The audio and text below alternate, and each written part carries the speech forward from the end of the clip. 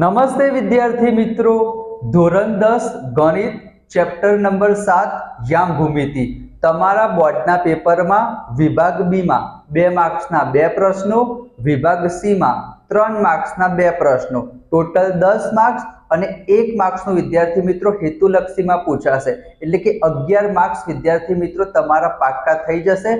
માત્ર 2 જ સ્વાધ્યાય છે. 7.1 એમાં અંતર સૂત્ર અને 7.2 એમાં વિભાજન સૂત્ર અને મધ્ય બિંદુના યામ શોધવાનું સૂત્ર. માત્ર 2 જ સ્વાધ્યાય કરીને તમે તમારા 11 માર્ક્સ પાક્કા કરી શકો છો. તમારા માટે ચેપ્ટર નંબર 7 યામ ભૂમિતિની મેં અલગથી પ્લેલિસ્ટ બનાવેલી છે. એમાં ઉદાહરણના સ્વાધ્યાયના બધા જ દાખલા સમજૂતી સાથે તમને મળી રહેશે. તો આજે આપણે જોવાના છે 7.1. તો આપણે સ્ટાર્ટ કરીએ. અને તમે પ્રથમ વખત તમારી જ ચેનલમાં આવ્યા હોય તો 2 હાથ જોડીને નમ્ર વિનંતી કરું છું કે વિડીયોને લાઈક કરીને ચેનલને સબસ્ક્રાઇબ જરૂર કરી દેજો. તો આપણે સ્ટાર્ટ કરીએ. તો વિદ્યાર્થી મિત્રો, આપણે સ્વાધ્યાય 7.1 નો પહેલા નંબરનો દાખલો જોઈ લીધો હતો. આજે આપણે જોવાના છે વિદ્યાર્થી મિત્રો ક્વેશ્ચન નંબર 2. અહીંયા શું કીધું છે? બહુ જ સિમ્પલ છે. આપણી પાસે 2 બિંદુ છે અને 2 બિંદુ વચ્ચેનું શું શોધવાનું છે? અંતર શોધવાનું છે. તો આપણને ખબર જ છે વિદ્યાર્થી મિત્રો, અંતર સૂત્રનો ઉપયોગ કરીશું, કિંમત મૂકીશું અને જવાબ લાવીશું. ચલો, સૌથી પહેલા શું કરવાનું? એક બિંદુ શું આપેલું છે? 0 0. તમને ખબર હોવી જોઈએ વિદ્યાર્થી મિત્રો, જે ઉગમ બિંદુ હશે ને એના યામ શું હોય? 0 0 હોય. અને બીજું બિંદુ શું આપેલું છે વિદ્યાર્થી મિત્રો? 36 અને 15. આ 2 બિંદુ થઈ ગયા. હવે તમને ખબર છે શું બોલવાનું? 11 અને 22. 11 અને 22 એટલે કે x1 y1 અને વિદ્યાર્થી મિત્રો x2 અને y2. તમે આને x2 y2 કહેશો, આને x1 y1 કહેશો તો પણ વિદ્યાર્થી મિત્રો ચાલશે. પણ 2 એકરા અને 2 બગડા જોડે રાખવાના. ચલો, 2 બિંદુ થઈ ગયા. બિંદુને આપણે નામ આપી દીધા. હવે આપણને ખબર છે વિદ્યાર્થી મિત્રો, શું ખબર છે? સૂત્ર ખબર છે કે AB 2 બિંદુ વચ્ચેનું અંતર શોધવું હોય તો એનું સૂત્ર શું થશે? કૌંસમાં લખવાનું x2 - x1 નો વર્ગ પ્લસ y2 - y1 નો વર્ગ. શેમાં લખવાનું વિદ્યાર્થી મિત્રો? વર્ગમૂળમાં લખવાનું. હવે શું કરવાનું? હવે કિંમત મૂકવાની. ચલો ફટાફટ કિંમત મૂકી દઈએ. બરાબરના નીચે બરાબર કરવાનું. તમારું પ્રેઝન્ટેશન જબરજસ્ત હોવું જોઈએ. ચલો સર, x2 કેટલા આપેલા છે? x2 તો 36 આપેલા છે. x1 કેટલા આપેલા છે? 0 આપેલા છે. y2 કેટલા આપેલા છે? 15 આપેલા છે.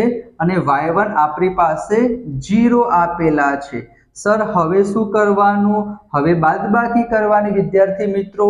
36 માંથી 0 જાય તો? સર, 36 માંથી 0 જાય તો 0? ના વિદ્યાર્થી મિત્રો, 36 માંથી 0 જશે તો જવાબ કેટલો આવશે? 36 આવશે. અને 15 માંથી 0 જશે તો જવાબ કેટલો આવશે? 15 આવશે. સર, હવે શું કરવાનું? 36 નો વર્ગ તો અમને નથી આવડતો. 15 નો વર્ગ તો મને ખબર છે. સર, 15 નો વર્ગ તો 225 થાય. 1 થી 25 સુધીના વર્ગ તો આવડે છે, પણ 36 નો વર્ગ આપણે કઈ રીતના શોધવાનો? ગુણાકાર કરીને. ના આવડતું હોય તો અહીંયા વિદ્યાર્થી મિત્રો હું કરી દઉં છું. 36 ગુણ્યા 36. અહીંયા શું કરવાનું? 0 મૂકવાનું. 6 તરી 18 નો આંઠડો વધી પરી 1. 3 તરી 9 ને 1 10. મને તો ખબર છે વિદ્યાર્થી મિત્રો 1296 થશે, પણ તમારા માટે હું કરું છું. છાયો છાયો 36 નો છગડો વધી પરી 3. 6 તરી 18 ને 3 કેટલા થશે? 21 થશે. તો 6 9 2 1. જવાબ કેટલો આવ્યો વિદ્યાર્થી મિત્રો? 1296 આવી ગયો. હવે શું કરવાનું છે? એ 1296 ને આપણે ક્યાં લખી દેવાના? અહીંયા લખી દેવાના. હવે બંનેનો શું કરવાનું? સરવાળો. તો ચલો સરવાળો પણ આપણે શીખવાડી દઈએ. 1296 પ્લસ વિદ્યાર્થી મિત્રો 225. 6 ને 5 કેટલા થશે? 11 નો એકડો વધી પરી 1. 9 ને 1 10 ને 2 12 નો બગડો વધી પરી 1. 2 ને 2 4 ને 1 5 અને 1521. તો આપણે વિદ્યાર્થી મિત્રો જવાબ કેટલો આવ્યો? 1521 આવ્યો. સર, હવે શું કરવાનું? અહીંયા સુધી કરીએ તો ચાલે? 90% 95% ચાલશે વિદ્યાર્થી મિત્રો અહીંયા સુધી. પણ આપણને ખબર હોવી જોઈએ કે 1521 નું વર્ગમૂળ કેટલું થશે. મને તો ખબર છે 39 થશે, પણ તમને ના ખબર હોય તો શું કરવાનું, કઈ નહીં, ભાગાકાર કરવાનો. ચલો એ પણ આપણે શીખવાડી દઈએ કે 1521 છે વિદ્યાર્થી મિત્રો, એનો જવાબ કેટલો આવશે 39.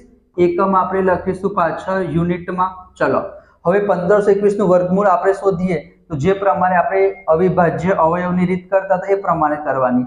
આ તો અયુગ્મ સંખ્યા છે, એકી સંખ્યા છે, તો 2 વડે તો ભાગ ના ચાલે, 3 વડે ભાગ ચાલશે. ખબર કઈ રીતના પડે, 5 ને 1 6, 6 ને 2 8 ને 1 9, બધી સંખ્યાનો સરવાળો કરીએ, જે જવાબ આવશે એ 3 ના ઘડિયામાં આવતો હોય તો 3 વડે ભાગ ચાલશે.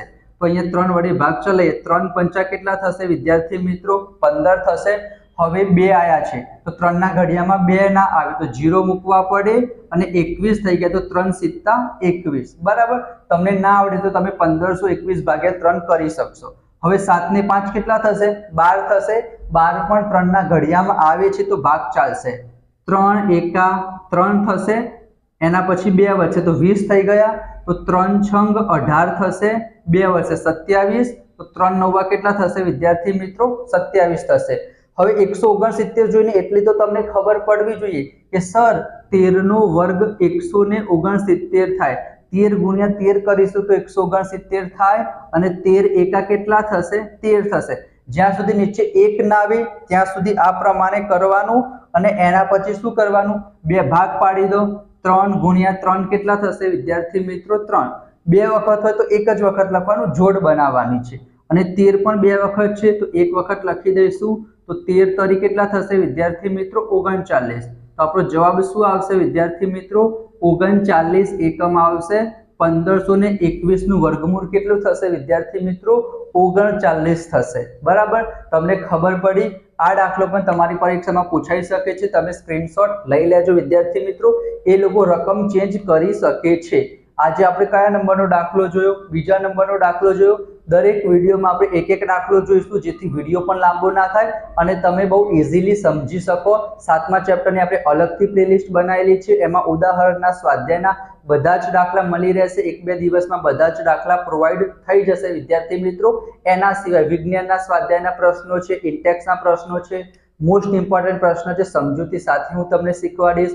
અંગ્રેજી છે, અંગ્રેજી ગ્રામર છે, બધી જ વસ્તુ આ તમારી જ ચેનલ છે, તો તમારી જવાબદારી છે ઉપર સુધી લઈ જવાની. તો 2 હાથ જોડીને નમ્ર વિનંતી કરીશ કે વિડીયોને લાઈક કરજો, ચેનલ સબસ્ક્રાઇબ કરજો. ડિસ્ક્રિપ્શનમાં ટેલિગ્રામ ચેનલની લિંક છે, એમાં પણ જોડાઈ જજો. મળીશું આપણે નેક્સ્ટ વિડીયોમાં. ત્યાં સુધી થેન્ક યુ સો મચ. જય Shri Krishna, Radhe Krishna. Thank you so much.